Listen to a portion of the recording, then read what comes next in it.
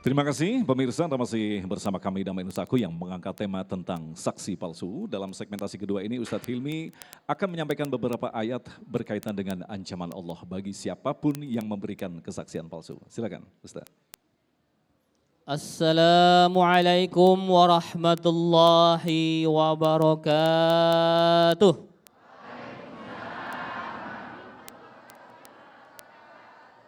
Alhamdulillah Rabbil Alamin. Alhamdulillahilladzi khalaqal mauta wal hayata liyabluwakum ayyukum ahsanu amala wa huwal azizul ghafur. Asyhadu an la ilaha illallah wa asyhadu anna sayyidana Muhammadan abduhu wa rasuluh la nabiyya wa la rasula ba'dah.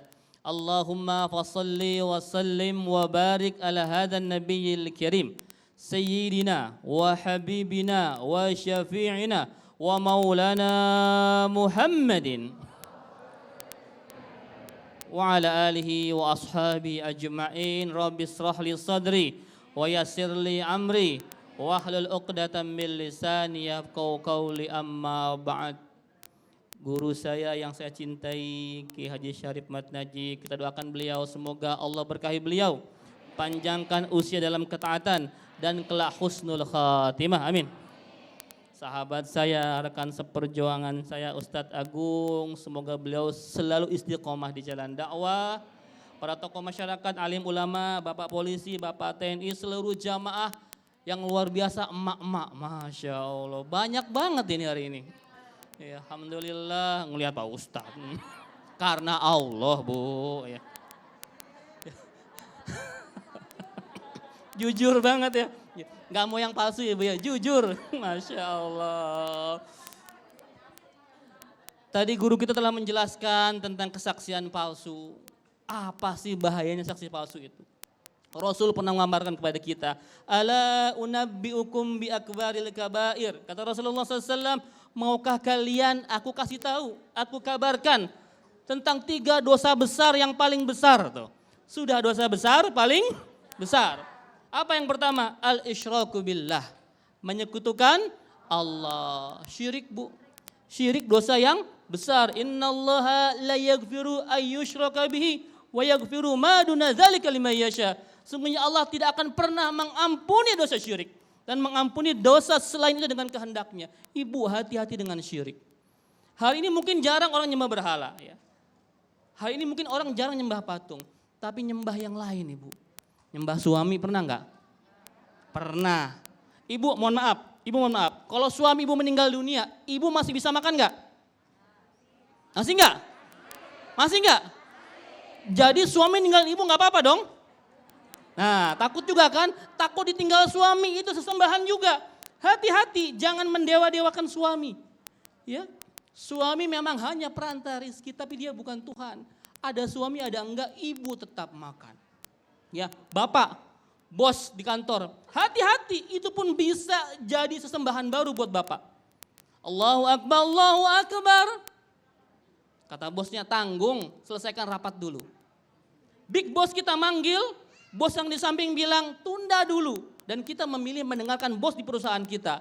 Itu tandingan baru bagi Allah Subhanahu wa Ta'ala. Hati-hati dengan syirik zaman now. Ya. Yang kedua, uququl walidain. Durhaka kepada kedua orang tua.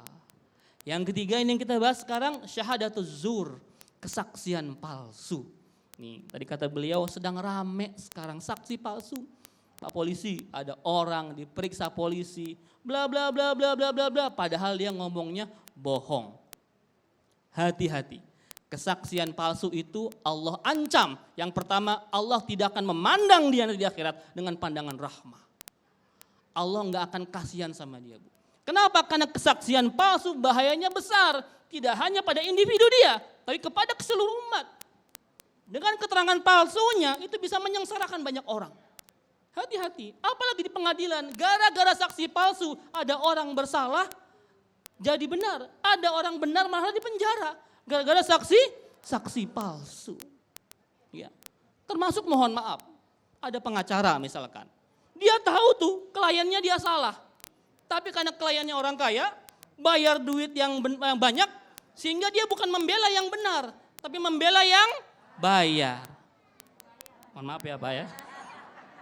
Bukan membela yang benar, tapi membela yang bayar. Hati-hati, kesaksiannya membela orang yang salah di pengadilan, Allah tuntut nanti di akhirat.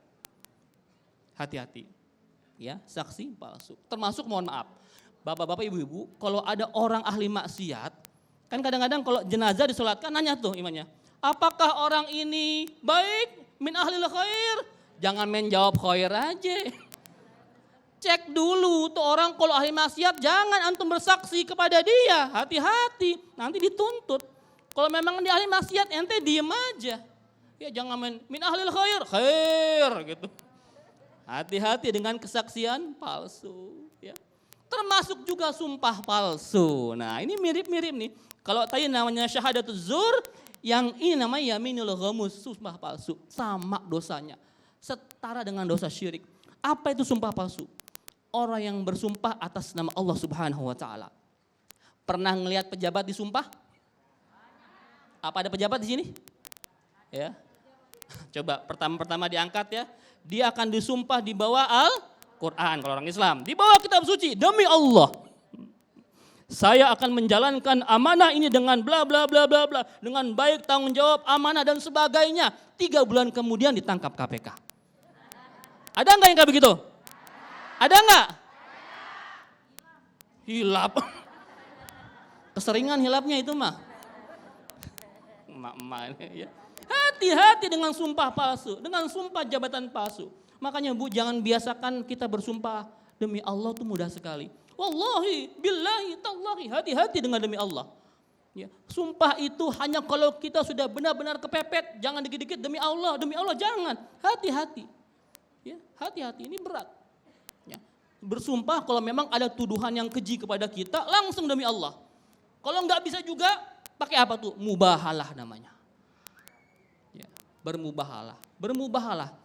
Cari yang nuntut kita, yang memfitnah kita, sama kita. Ayo datangkan keluarganya dan keluarga saya. Kalau benar apa yang kalian fitnahkan kepada saya, tuduhkan kepada saya, silahkan laknat saya sekeluarga. Tapi kalau tidak benar apa yang kalian tuduhkan, maka laknat akan kembali kepada kalian dan keluarga. Itu Allah yang menyeru. Ya. Jadi seperti itu. Hati-hati dengan sumpah palsu, dengan kesaksian palsu. Ini bisa menghancurkan semua orang. Karena itu jangan sembarang kita berbicara Bu. Ini akan akar kata dari lisan kita. Kadzab, dusta. Orang kebanyakan dusta, ujung-ujungnya bisa bersaksi palsu, ujung-ujungnya bisa bersumpah palsu. Dan celakanya Allah tidak akan memandang dia dengan pandangan rahmah. Dan nanti di akhirat Allah akan mengazab dengan azab yang pedih. Dan dia masuk neraka jahanam. Na'udzubillahi min dzalik. Terima kasih Ustadz dan pemirsa yang dirahmati Allah. Tentunya untuk melengkapi tema bahasan kita tentang saksi palsu, kami telah menyiapkan 3 segmentasi untuk menjawab pertanyaan-pertanyaan Anda. Kita akan dengarkan terlebih dahulu. Pertanyaan pertama akan disampaikan oleh Bapak Ismail. Silakan.